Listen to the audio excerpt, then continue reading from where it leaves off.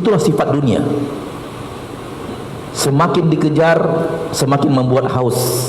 Semakin dikejar, semakin merasa kurang. Semakin dikejar, semakin merasa belum mendapatkan.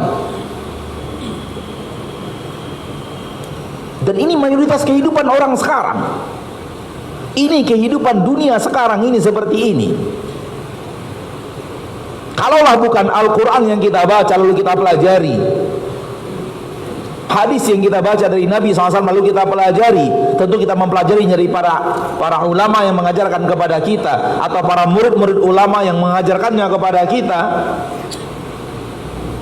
niscaya kita akan ikut kebiasaan ini. Namun Al-Quran diturunkan sebagai petunjuk, Rasulullah SAW diturunkan sebagai suri tauladan. Para ulama menunjukkan kepada kita apa yang ada di dalam Al-Quran, apa yang ada di dalam hadis untuk kita ikuti. Mereka sampaikan apa adanya walau manusia tidak senang. Mereka sampaikan apa adanya walau manusia menghujat mereka dengan hujatan-hujatan yang bervariasi dan beraneka ragam. Mereka tidak peduli, yang penting mereka sampaikan apa yang ada di dalam Al-Quran, mereka sampaikan apa yang ada dalam hadis Nabi Muhammad sallallahu alaihi wasallam.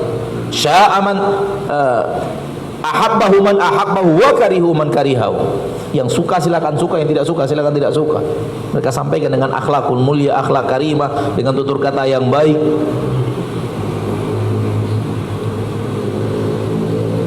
Tadi mereka lah kita belajar hidup ini hari demi hari untuk mengambil bekal, ambil bekal, letakkan di akhirat.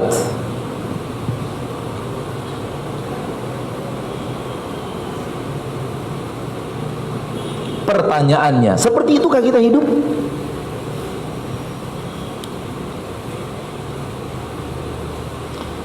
Kalau anak ingin tanya kepada kita semua, saya tahu jawabannya sudah. Kalau anak sebuah ungkapkan atau tanyakan sebuah pertanyaan sekarang ini, anak tidak perlu dengar jawaban dari antum, anak tahu jawabannya. Antum kalau sampai di akhirat nanti mau kemana? Mau tinggal di mana? Tahu jawabannya, mau ke surga. Akhi fiddin, ingat, surga tidak dicari setelah kematian.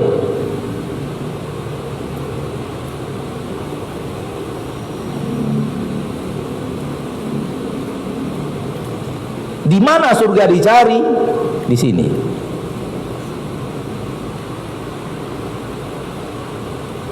Kapan mencari surga itu? Jumat, Sabtu, Ahad, Senin, Selasa, Rabu, Kamis. Begitu terus. Di hari Jumat mencari surga, di hari Sabtu mencari surga, di hari Ahad mencari surga, di hari Senin, Selasa, Rabu, Kamis. Terus sampai kapan? Sampai detik terakhir di mana kita tidak bisa lagi mencari surga, yang bernama kematian.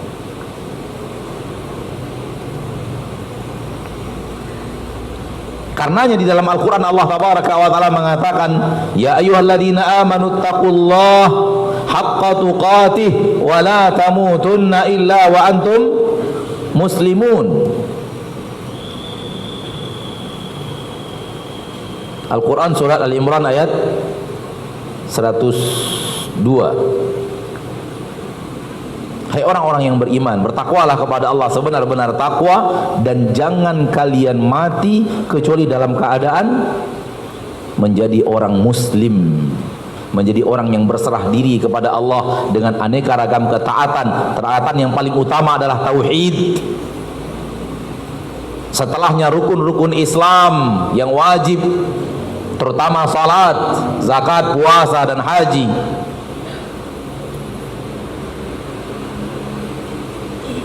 Meninggalkan maksiat, dimulai dari seluruh yang diharamkan di dosa-dosa besar, dosa-dosa kecil. Itu dia orang muslim, orang yang berserah diri kepada Allah dengan aneka ragam ketaatan. Ketika Allah perintahkan dia, sami'na wa ata'na. Ketika Allah larang dia, sami'na wa ata'na. Wala tamutunna, jangan mati kecuali dalam keadaan seperti ini, illa wa antum muslimun. terlalu remeh ketika kita mengatakan terjemahannya jangan wafat kecuali dalam keadaan beragama Islam. Sehingga akhirnya apa? Yang penting saya beragama Islam, mati dalam keadaan beragama Islam. Yang dimaksud oleh ayat wafat dalam keadaan tunduk dan patuh kepada Allah Subhanahu wa ta'ala. Perintah Allah untuk dikerjakan sami'na wa ata'na, larangan yang Allah larang untuk ditinggalkan sami'na wa ata'na. Ini dia orang muslim yang diinginkan oleh Allah dalam ayat ini. Jangan wafat kecuali seperti ini.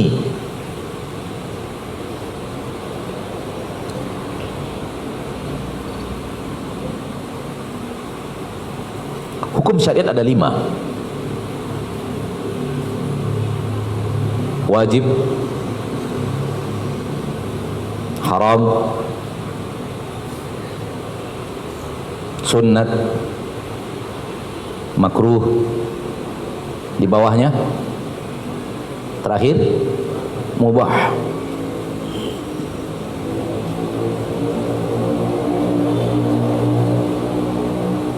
Siapa orang yang muslim sebenar-benar muslim? Di 2 poin yang pertama.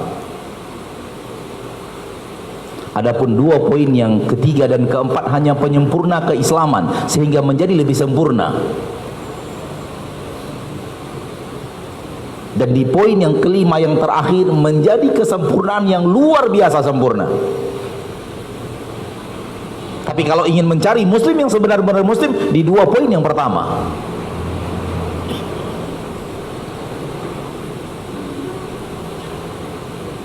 Pertama, wajib. Sudahkah kita kerjakan semuanya? 2, yang haram. Sudahkah kita tinggalkan semuanya?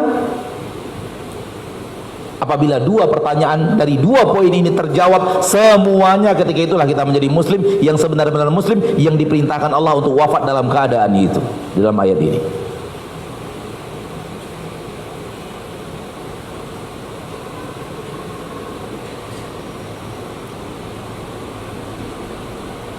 Kita kadang-kadang ditipu oleh iblis dengan dikipas-kipas kita. Kamu sudah puasa sunat, kamu sudah sholat sunat, kamu sudah sholat tahajud, kamu sudah berinfak yang sunat untuk masjid. Untuk apa? Supaya kita dibuat lupa Anda masih ghibah, Anda masih namimah, Anda masih berdusta.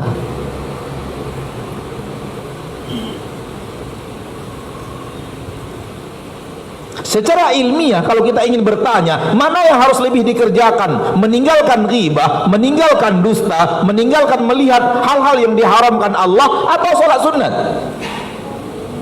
Ayo jawab. Maka orang yang dikipas-kipas oleh iblis dengan sholat sunnatnya, dengan puasa sunnatnya, untuk menghilangkan dirinya dari memahami engkau masih ghibah, berhentilah. Engkau masih berdusta, berhentilah. Engkau masih suka melihat aurat wanita, berhentilah. Masuk jebakan iblis laknatullahi alaihi. Kewajiban kita kepada Allah di 2 poin. Adapun di poin yang ketiga dan keempat tidak wajib. Yang tidak wajib kita angkat untuk kita, yang tidak wajib diangkat oleh iblis untuk melupakan kita melakukan yang wajib. Diangkat oleh iblis ketundukan dan kepatuhan kepada Allah yang tidak wajib, supaya dia melupakan kita apa yang wajib yang kita lakukan kepada Allah Subhanahu wa ta'ala. Ibadah yang wajib masing-masing kita, kalau saya melihat wajah-wajah yang ada di hadapan saya ini, insya Allah sudah semua yang wajib dikerjakan, insya Allah ya, semuanya sudah sholat wajib ini insya Allah ta'ala. Semuanya sudah puasa Ramadan ini insyaallah taala. Full puasa Ramadan? Full. Ana enggak. Ana setengahnya aja. Ana enggak bisa puasa Ramadan full. Karena puasa Ramadan setengahnya saja, siangnya malam enggak. Berarti Ramadan puasa kita fullnya hanya setengahnya saja. Nggak ada orang biasa Ramadan full, puasa full Ramadan, nggak bisa. Jadi puasa Ramadan itu bukan 30 hari. Karena Ramadan 30 hari, puasa Ramadan hanya setengahnya, siang. Ala kulli hal, kalau kita merasa insya Allah diri kita sudah melakukan seluruh yang diwajibkan Allah, selamat di poin yang pertama, yang diwajibkan sudah kita kerjakan. Kewajiban bertauhid, alhamdulillah terjumus dari tidak lagi terjumus kepada syirik. Kita sudah tinggalkan syirik itu. Kalau pernah ada, sudah bertaubat. Pangkal-pangkal dan jimat-jimat kalau ada pernah kita buang. Ya. Kebiasaan pergi ke dukun, kebiasaan pergi ke manusia-manusia tidak pintar, manusia-manusia para tidak normal, sudah kita tinggalkan. Kalau pernah ada dulu, masa-masa dahulu sudah kita tinggalkan. Alhamdulillah. Bertauhid kepada Allah ini yang paling penting, kewajiban kita. Salat 5 waktu, alhamdulillah semuanya dikerjakan. Puasa selama Ramadan, siang Ramadan kita kerjakan. Kita yang berharta sudah mengeluarkan zakat. Saya berhusnudzon semua kita telah melakukan yang wajib. Tetapi bagaimana dengan poin yang kedua? Apakah seluruh yang diharamkan Allah Subhanahu wa ta'ala sudah kita tinggalkan?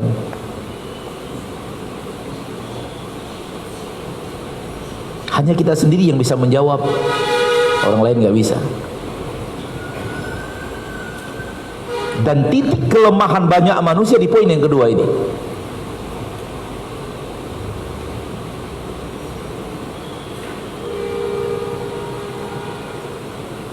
Dan yang saya maksud meninggalkan yang diharamkan Allah Tabaraka wa Ta'ala Rabbul Izzati wal Jalalah adalah haram yang kita lakoni terus, kita lakoni lagi dan lagi. Karena terjerumus sekali-kali kemudian bertaubat, itu tidak dianggap orang yang melakoni yang haram dalam arti kata dosa haram yang dia kerjakan terus. Karena yang dilarang oleh Allah Tabaraka wa Ta'ala di dalam melakukan dosa yang diharamkan Allah adalah al-israru 'alal ma'siyah, senantiasa melakukan maksiat. Sekarang dikerjakan, besok dikerjakan lagi, lusa dikerjakan lagi, esok lusa dikerjakan lagi. Atau kalau lebih parah, sore ini dikerjakan, siang dikerjakan, pagi tadi dikerjakan, lebih parah lagi. Tapi orang yang tidak mengerjakannya, sekali-kali terjerumus, kemudian dia istighfar dan tidak lanjutkan lagi, sekali-kali itu sifat manusia. Tak ada manusia yang selamat daripada itu. Lihat firman Allah di dalam Al-Quran surah An-Nisa. Di awal-awal surah An-Nisa, ayat belasan surah An-Nisa. Innamat taubatu 'ala Allahi lilladzina ya'maluna su'a bijahalah tsumma yatubuna min qarib. Taubat di sisi Allah untuk orang yang terjerumus ke dalam satu kesalahan. Tsumma yatubuna min qarib, kemudian segera dia bertaubat. Walaisatit taubatu lilladzina ya'maluna sayyiati hatta idza hadara ahadahumul maut. Dan ayat selanjutnya, dan tidak dinamakan taubat untuk seorang yang mengerjakan sayyiat, keburukan. Maksudnya apa? Sekarang dikerjakan, nanti dikerjakan, besok dikerjakan, lusa dikerjakan, esok lusa dikerjakan. Sayyiat, keburukan itu diulang-ulang terus. Itu bukan taubat namanya kalau selalu diulang-ulang. Sampai kapan? Hatta idza hadara ahadahumul maut, sampai kematian datang menghampirinya, baru dia berkata, inni tubtul an, aku mau tobat sekarang. Ndak Allah terima. Karena waktu Isya 6.45, berarti 5 menit lagi. Barakallahu fiik.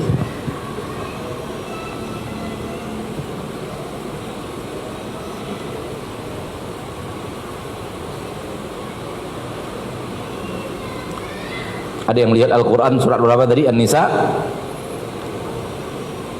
Di awal-awal surat An-Nisa.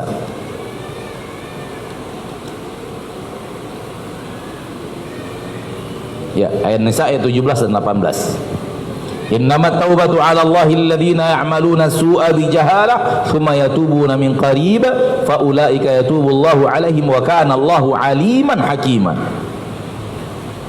Sesungguhnya taubat di sisi Allah adalah untuk orang-orang yang melakukan as-su', satu kesalahan. Allah mendatangkan satu su, mufrad. Summa yatubuna min qarib, kemudian dia segera bertaubat.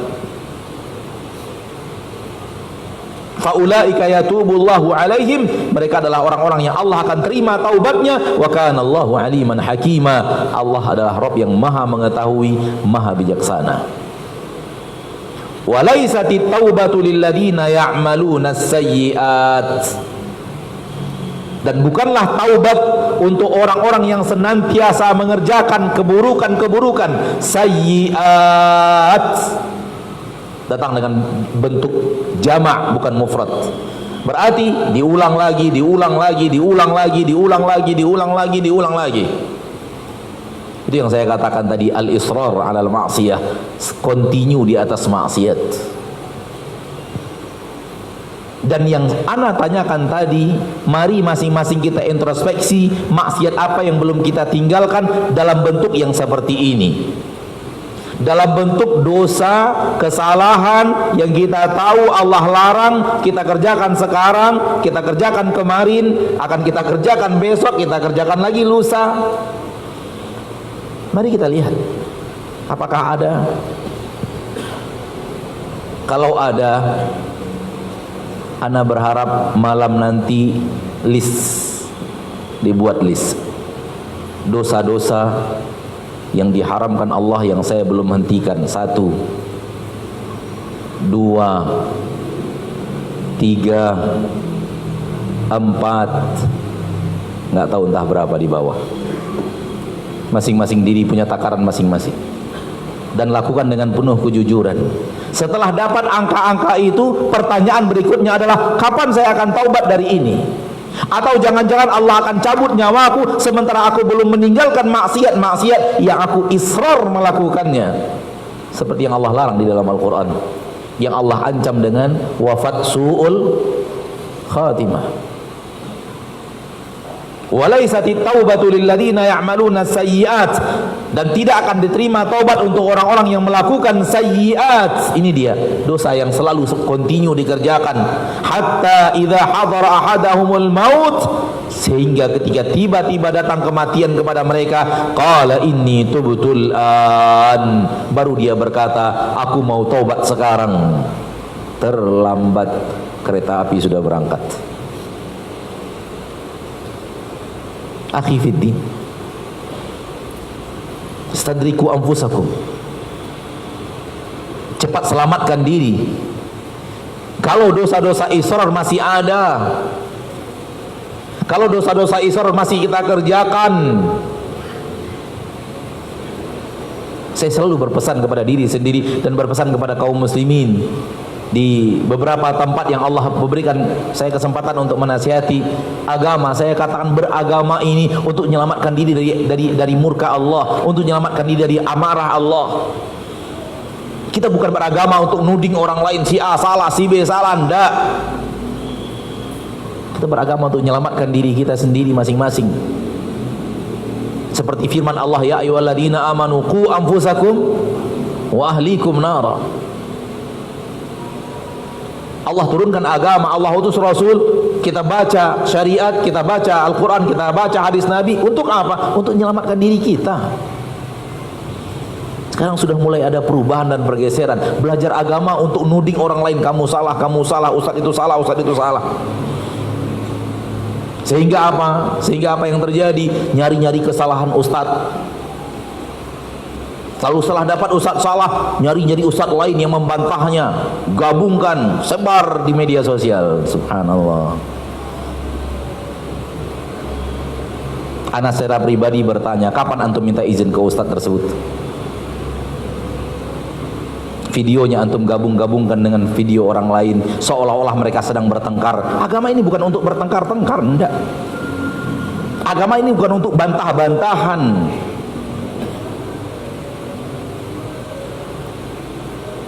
Apalagi video anak antum gabungan dengan video ustadz, sama lagi asalnya dari Pekanbaru. Materinya bantah-bantah. Demi Allah kita hanya menerangkan kebenaran di kajian, nggak ada hubungannya dengan fulan mengatakan. Kita hanya ingin menerangkan kepada kaum muslimin ini yang benar, tauhid ini yang benar. Hanya itu yang kita inginkan. Soal siapa yang salah bukan urusan kita.